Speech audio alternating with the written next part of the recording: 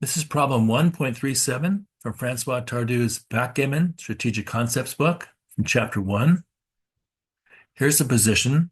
We're blue. We rolled a 6-1. Our home board is on the bottom right. Look at three possible moves for the 6-1.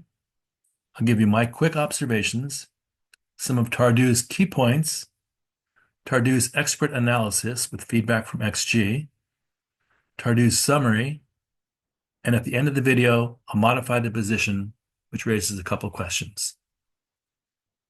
Here's the first possible move, splitting the back checkers 24-23, covering our bar point 13-7, like this.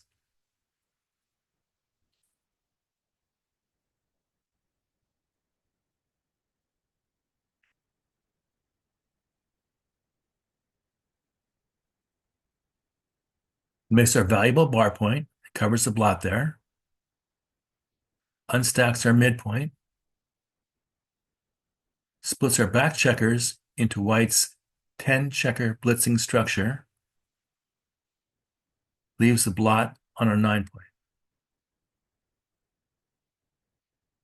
Second possible move is to cover our bar point 13-7 and move our blot from the 9 to the 8 like this.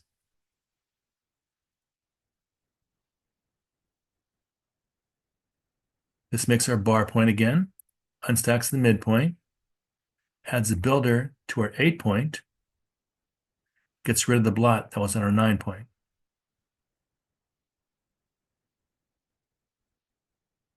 Third possible move is to cover the bar point and slot the 5-point like this. Makes the valuable bar point, unstacks the midpoint, unstacks our 6-point as well. We had 5 checkers, now we have 4. Slots the 5-point here in hopes of making it next. Leaves a direct shot on the 5-point for white, and leaves the blot on the 9-point as well. It duplicates white's good 4s. If white rolls a 4-1, he has to choose between hitting us or making it his 7-point. If white rolls a 4-2, he has to choose between hitting us or making his 4-point. And if white rolls a 4-6, he has to choose between hitting us and making his 7-point again. So it gives white some tough decisions to make.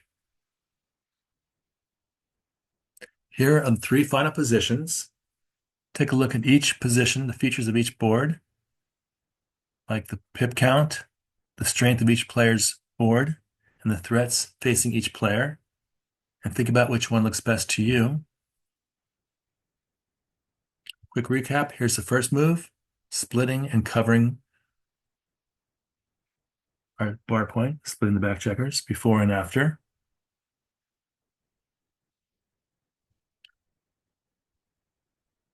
Second move, covering our bar point and putting the builder on the 8, getting rid of the blot on the 9 before and after.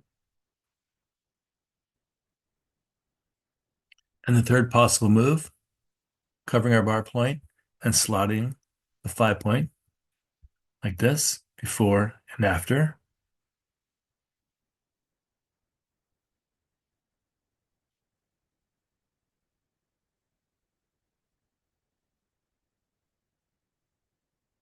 Some of Tardieu's key points.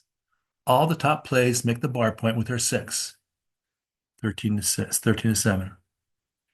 This gives us the foundations of a prime, at least from 6 to the 9. We can cover that and cover this also. The only question is how to play the ace. We want to use the first rolls of the game to play proactively, take the initiative, accelerating our development and getting an edge over our opponent.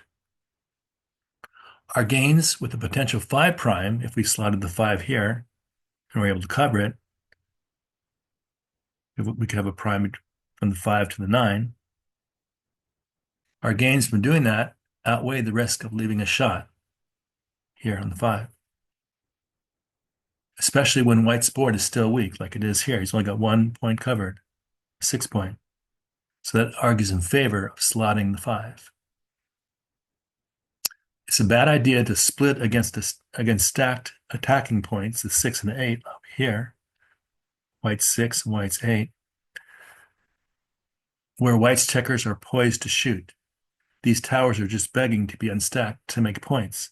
So that argues against us unstacking these back checkers because white could hit us with these stacked points. He'd like to do that. By splitting, we are offering up a target to our opponent, gifting them a critical tempo hit to ease the pressure on their rigid position, again arguing against us splitting our back checkers. We should split when there's no imminent threat of a blitz. Here there is. White's got 10 checkers in the zone, so he can blitz pretty easily with 10 checkers. When our opponent simply doesn't have enough checkers in the zone to punish a split, which is not the case here. Our opponent does have enough checkers in the zone to punish our splitting our checkers back here.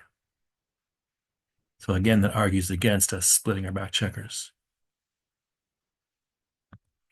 Let's see what Tardieu and XG say.